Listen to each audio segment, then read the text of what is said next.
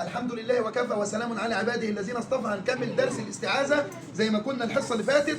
وصلنا إلى المواطن التي يستحب فيها الإصرار بالاستعاذة. إمتى أقول الاستعاذة سرا؟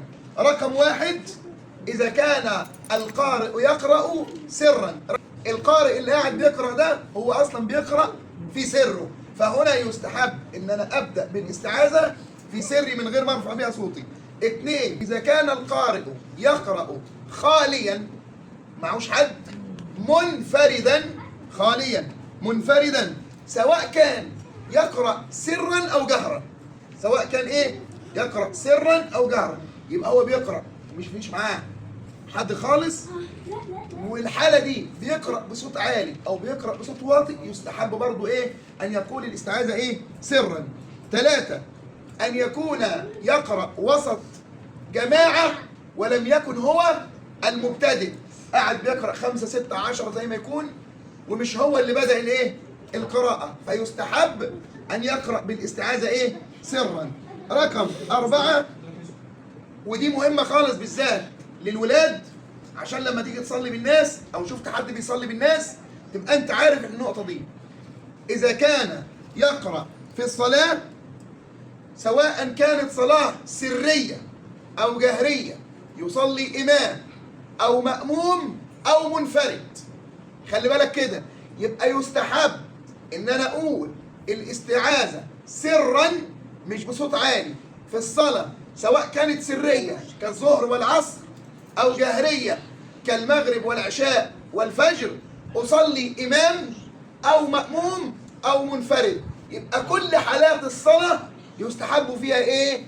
الإصرار بالاستعاذة. لماذا يستحب الإصرار بالاستعاذة في المواطن الأربعة التي قلناها؟ ودي النقطة اللي هتوضح ليه يستحب إن أنا أقول الاستعاذة سرا. لعدم دخول شيء في القرآن ليس منه، لأن العلماء أجمعوا على أن الاستعاذة ليست آية من القرآن الكريم، فإذا دخلت الاستعاذة وسط القراءة يبقى أدخل في القرآن ما ليس إيه منه. نقطة تانية وهي اسمها إعادة الاستعاذة. ركز في دي كده، إمتى أعيد الاستعاذة؟ كنت بقرأ وسكت، هعيد الاستعاذة إمتى الحالة دي أعملها؟ اسمع كده، إذا قطع القارئ قراءته لسبب وأراد العودة إلى القراءة فهل يعيد الاستعاذة أم لا؟ رقم واحد، إذا قطع القراءة لتفسير، اسمع كده، أو سجود تلاوة أو تبيين حكم أو تصحيح خطأ فلا يعيد الاستعاذة. رقم 2، إذا قطع قراءته لعارض اضطراري مثل السعال، البرد أو العطاس أو النسيان فلا يعيد الاستعاذة، مع مراعاة إيه بقى؟ ألا يطول الوقت في الفصل. يعني إيه يا عم عبد الرحمن؟ هو مثلا دلوقتي عطس والعطاس بتاعه راح عطس كده وراح سكت وراح إيه؟ قارئ، ما يعيدش الاستعاذة. عنده سعال راح مطلع المنديل وراح استعمل المنديل وراح مكمل القراءة، هنا عادي ما يجيبش ليه؟ استعاذة. لكن قام راح الحمام غسل بسبب العطاس ده وإيه؟ وجه، يبقى هنا هيعمل ايه؟ هيعيد الاستعاذة. يبقى هنا هيعمل ايه؟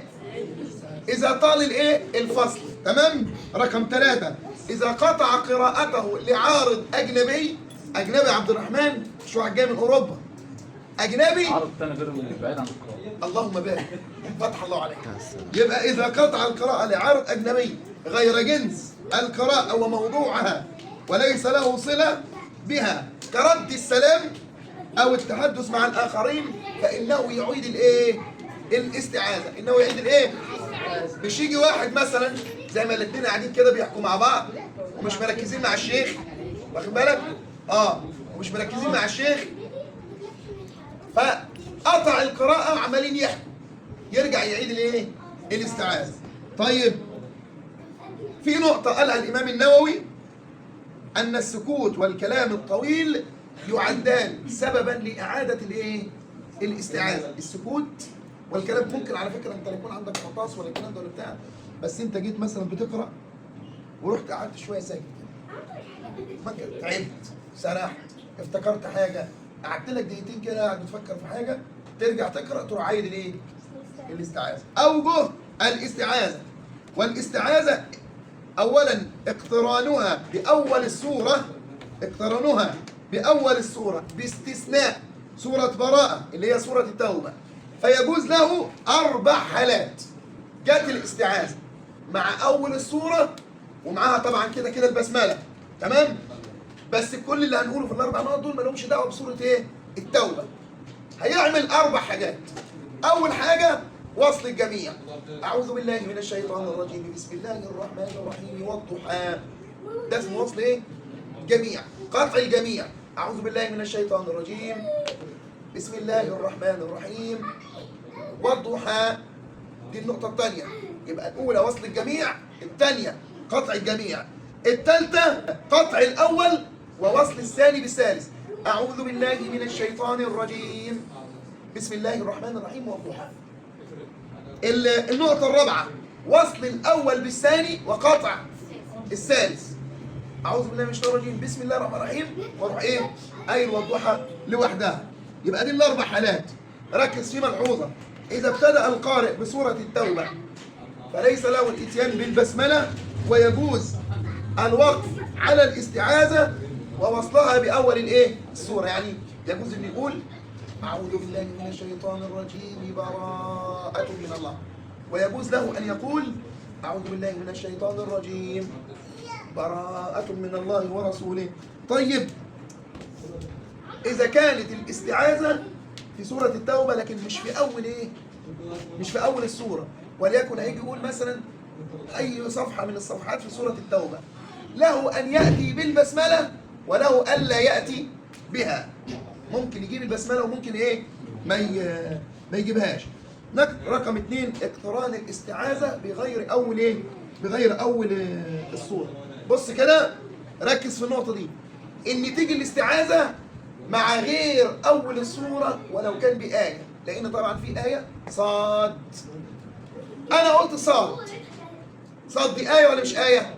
وليكن أنا هبدأ من عنده والقرآن ذي الذكر، يبقى أنا كده مش بادئ من أول إيه؟ من أول السورة.